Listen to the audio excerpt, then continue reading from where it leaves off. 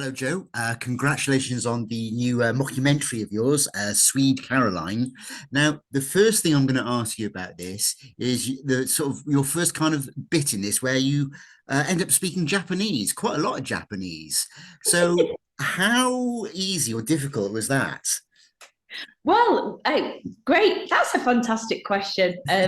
I actually used to work for Japanese Airlines. I was an air hostess when I was 19 until I was 24. So I learned to speak Japanese in sort of parrot fashion, as it were, to do the services on flight. And I think I worked recently with Toby Jones on Don't Forget the Driver, and I was a Japanese tour guide. So Oh, right. that was so odd that Brooke had actually written this script, I think, with me in mind, and they sort of that was their first choice, and they'd wanted me to do this, but I don't think he knew about me being an air hostess for JAL, and so that was really quite. It was quite, it was synchronistic, as you'd say. And I said to him, I used to be an air hostess, and he's like, no. So it was quite bizarre, but yeah, I did a little bit of it was sort of watashi wa Joanne de gozaimasu, dozo yoroshiku onegai itashimasu. And she's asking about aka steak to osakana, dochira ga yoroshiku desu ka? Would you like steak or fish? So I there was, you go. I was going to say that's easy for you to say, but but Yeah.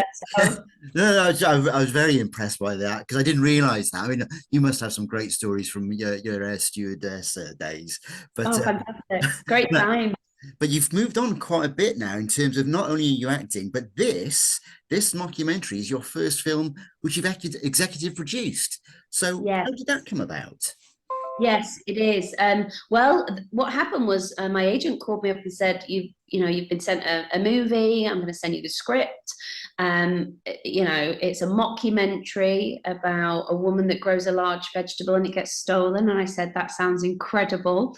And I instantly got the script and read it in one sitting. That doesn't always happen, and I was gripped. I was really gripped by Brooke's writing. Brooke Driver, who wrote it and created it, I was gripped by the story, the characters, the humor. It was set in the big veg world, competitive vegetable world. It was such a weird sort of setting.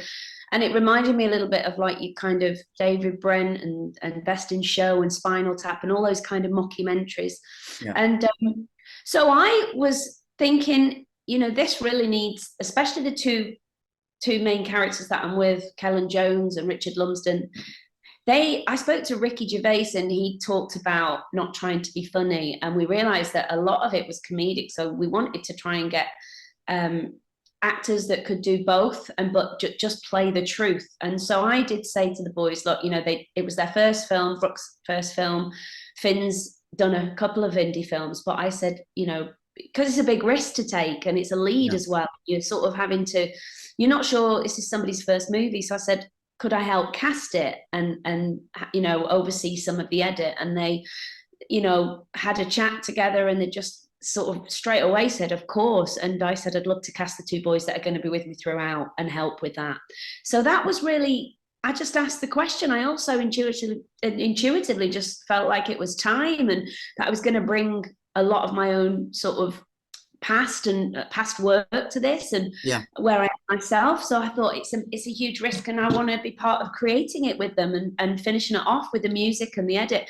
In the end, with the edit, I just saw one sort of final cut. I saw the first cut, and I had like a page of notes, and that was it. It was all on the same page. So yeah, it was a good moment for me to ask, so I could be. It Yeah. wasn't about ego, it was about creating a good film, and I knew that I could get some of my friends to be in it, like Alice and Ashling and Rebecca Murrell and Kellen, actually, that, so I helped cast those guys, and work with Emily and Finn and Brooke, so that was really exciting. Now, you mentioned sort of Ricky Gervais, and obviously you've worked with Ricky quite a lot with the Afterlife series. Um, Uh-huh. the outtakes from those are quite notorious with the bloopers and the laughing. Now, I'm wondering with this, because although it's scripted, I'm wondering if there's room for improvising and just how much everyone was creased up or made one another laugh during takes at all. Did that happen? Yes, it did. It was a beautiful environment to work in as well. The team that we had, Jack and Boris and Anthony, the other producers, exec producers, created such an incredible space, and we had all, it was like a family affair. We was all getting changed in loos and, you know, little trailers, and we all worked from Finn's family farm and based there, and it was beautiful. And there was moments between Kellen and myself and Richard where, you know, especially the scene with Aisling when we're talking about the recordings, and Ray, we're in that scene in the kitchen. Yeah. But we did a lot of improvisation, but we really did stick to the script. It was really well written. The characters were executed well, but there was a lot of improv and a lot of hysterical laughter and, you know, having to do retakes. I hope we've got some of those actually for the blooper reel, because the afterlife stuff. I mean, when I did Life on the Road with Ricky, I remember being terrified, thinking, oh, I don't know what he's like. Is he going to tell us off if we laugh? And I thought, how can I not laugh at David Brent? But the first scene that I did with him was the cumin scene, and he was just in fits of laughter, and I was just really serious. I've kind of learned to keep a straight face with all those guys. So, but it was hard at times on Swede Caroline because it was such a beautiful crew and cast, and we did all feel like we were in it together and just there for the same reason with the same primary purpose. And it was just fun and lovely. So yeah, it was hard to do some of those scenes. Big vegetables. At times I was like, what's going on? Well, I was going to ask you about the vegetables because, you know, kind of, I know actors kind of do a lot of research into their characters, and Richard plays this conspiracy theorist, and obviously your thing is, you know, giant veg, which seems quite a niche interest. Did you do a kind of much sort of research or talking to people about that, and kind of, because it's the oddest of things, really? We did. Myself and Brooke and Finn had a Zoom with one of the champion big veg growers, and he'd been on the TV and done so many great things. He talked us all through it. So we did our research, and some of our vegetables in the first few scenes at the fair was real, and some of them was like big paper mache that we'd made. And it's an incredible world, actually. Really interesting world that I didn't know anything about, and Brooke brought it to me and then created these characters within it.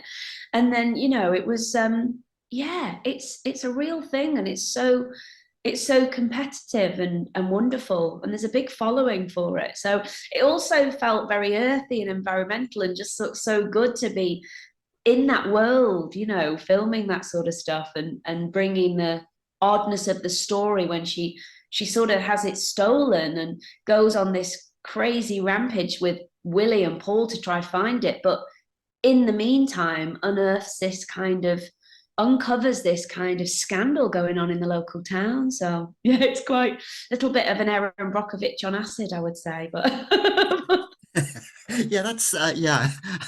I've not heard it described as that, but now you say it, I can see it now.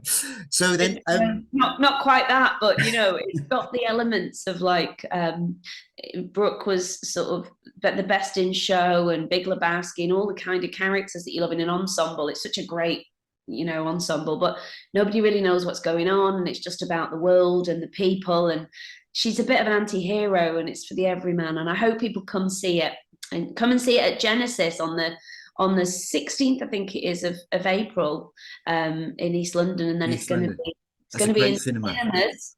Yeah, that's a premiere, and it's going to be in cinemas, and then it's going to be on Sky later on in the year. So that's incredible. Great, excellent. Okay, well then finally then, just to round things off, I always like to ask actors and directors this, and this is going right back a long time now, a really long time.